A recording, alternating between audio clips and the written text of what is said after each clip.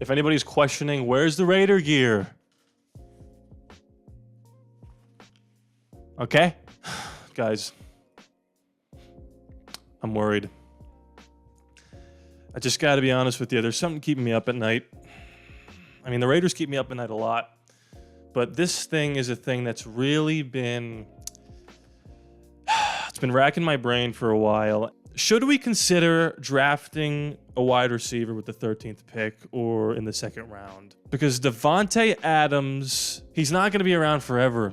And we know all too well, shout out to T Swift, what it's like to not have a number one wideout. It stinks. And sans Amari Cooper, we haven't really been able to draft a good one. Henry Ruggs, notwithstanding, we know what happened. It seemed like he was turning into something decent. And with our current draft position, it doesn't seem like we're going to get a quarterback. So if we draft one next year, or if we hope that Aiden takes the next step, it needs to happen pretty fast for us to get any usable prime years left out of Davante Adams. Look, I'm not putting him in a body bag already. He's not that old. But 3 years from now, what's more likely? Aiden O'Connell is at a level good enough to have been able to use Davante Adams in games that could win you a Super Bowl? Or Aiden turns out to not be that guy. Neither does Minshew. We're kind of in this weird quarterback limbo again. And Davante puts up good numbers, but we've wasted him in games that don't really matter. And the reason I'm saying this is not because I lack confidence in AOC or because I don't know, Minshew could become Rich Gannon 2.0, right? I say it because I think we really need to consider looking for his replacement right now so he could mentor him.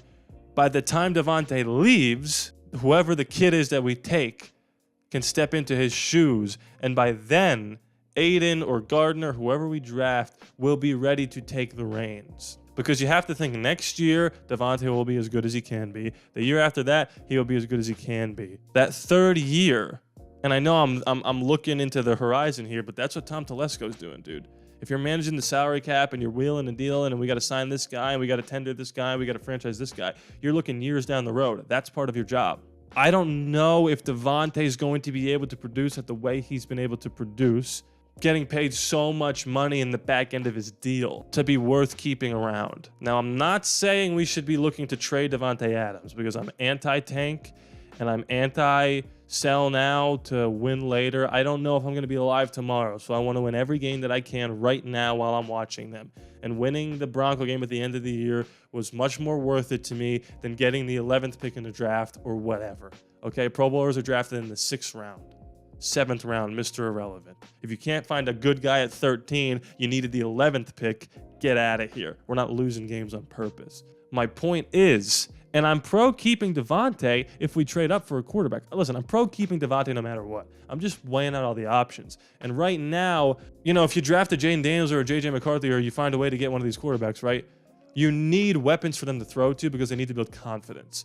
Say what you want about Justin Fields. He had nothing to work with in Chicago until DJ Moore got there. So how is he supposed to develop at all? Patrick Mahomes stepped into a situation with the best offensive play caller in the history of the National Football League, the best tight end in the history of the National Football League, and when it's all said and done, probably a top 10 wide receiver in the history of the National Football League. And Kareem Hunt, who was pretty damn good. So my point is, if we have a rookie or we're trying to develop Aiden, you keep Davante on because they need to have the best available weapons to develop mentally and to gain more confidence, which I think Aiden showed that he did throughout the season. I'm just worried that we're going to waste Davante while we don't have a quarterback. And we could blame all of that on Josh McDaniels. Because say what you want about Derek Carr, Davante was producing at an elite level with Derek. I might have the solution to this because I don't think Harrison, Neighbors, or Dunze is going to fall to us. I don't see us trading up for them. I don't see us drafting them at all. And there was a report that came out today that we're going to draft a cornerback or an offensive tackle. Those are our two focuses, and I'm totally fine with that. Those are areas of need, and those are areas that you need to have a cornerstone. You need to have a cornerstone corner, a cornerstone corner, a cornerstone tackle, a cornerstone end, defensive end, and a cornerstone wide receiver, and obviously the quarterback is quarterback. What if the replacement for Davante Adams, and by replacement I don't just mean wide receiver, I mean focal point of the offense, game changer, blah, blah, blah. What if that guy's Brock Bowers?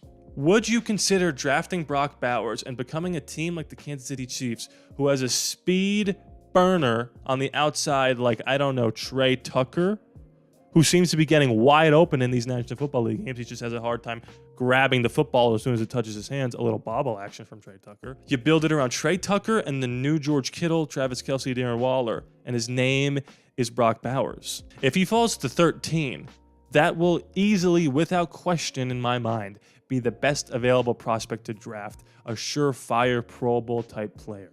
The only reason he would fall to 15 is because there's a run on quarterbacks and a run on offensive tackles and wide receivers. And people are scared that Kyle Pitts didn't do so well. So, well, we can't draft another SEC tight end in the top 6, right? Wrong. That's not how you make your name as a GM. You make your name as a GM by picking the guys who become Hall of Famers. And Davante will have a green jacket one day.